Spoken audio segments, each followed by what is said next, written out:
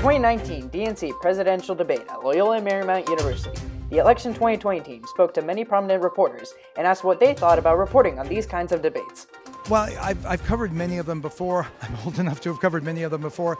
You know, they seem to get longer and longer. It's sort of we understand what it's like. You have the debates, then you will have the caucuses in Iowa, then you'll have the primary. So it's sort of a routine that we've gotten used to. It's great. I think it's wonderful when we can all come together and different parties, different ideologies, but we can come together and watch democracy in action. I'm also really excited that it's in Los Angeles. I've been on the West Coast for about 2.5 years now, so it's nice to see the candidates come through. Sometimes a lot of Democrats feel like California has already been won, so they don't spend a lot of time here, so it's nice to see them here. And I hope they take notice of some of the things they see around Los Angeles as well, and some of the issues that have been happening in our city. Well, at a debate, what you're trying to do is to get some pictures that sort of reveal what the nature of the event is, what's going on, what the candidates are saying. That's what you're looking for, any kind of reaction on the part of the candidates to the questions they're being asked, whatever circumstances are surrounding them on stage. Election 2020 also asked reporters what their expectations and reactions were for the debate night. Well, I have a feeling they're going to spend a long time on impeachment to distract from the other things they don't want to talk about, which is raising taxes, Medicare for all, taking away our Second Amendment rights, and the typical talking points. So I imagine that impeachment is going to be front and center. But I hope they talk about immigration. I hope they talk about health care, the things that the American people truly care about. We deserve to hear that from our candidates.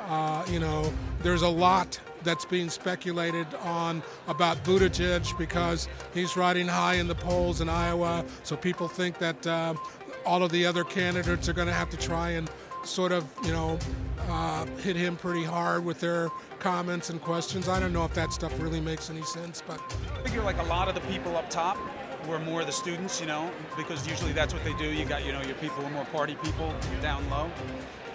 So when Yang was talking about the economic revolution and what was going on, I heard a lot of amens coming from up there. Bernie changed it back to the environment, which is obviously an issue of sensitivity, should be to everybody, but acutely so with younger generation.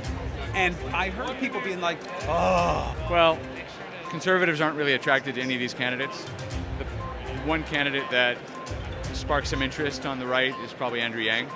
And I thought he had the answer not just of the night, but of the entire campaign so far, actually, when he talked about impeachment and said that people aren't actually interested in it. Reporters were also asked what journalism was like in the era of fake news and Trump's attacks on the media. Attacked by the president? What publication has not been attacked by the president? Every publication has. We just do our jobs. That's all it's about, is trying to do the best job that you can regardless of what's going on. To be honest with you, I have not had much trouble. I don't like when we're under attack, but I'll tell you, even like 4 years ago, I covered a number of Trump primaries. I did not experience any problems myself. I actually was at a couple Trump election night headquarters, and I had Trump people come up to me and talk to me very nicely. They had heard my reports. They liked them.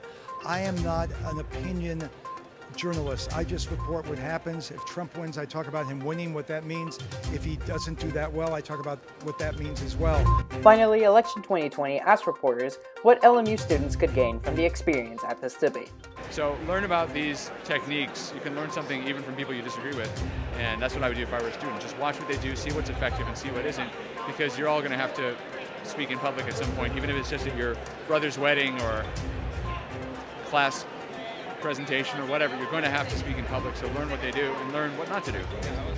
Make sure you vote. I don't care which way you vote, but get active, learn the issues, and I think it's great to be part of this process. It's going to be a historic election, and we're going to have some fun. And also for the journalism students out there, I was a journalism student, so it's fun to be in the midst of this in an election year, so make the best of it, and it'll help kind of springboard your career. Take everything into account, look at it hard, make your own decisions based on what you see. You can do your own research. There's plenty of opportunities for that. So I would just say, go out there and watch what the candidates say and make up your own mind. Cristobal Spielmann with Election 2020, reporting from Loyola Marymount University.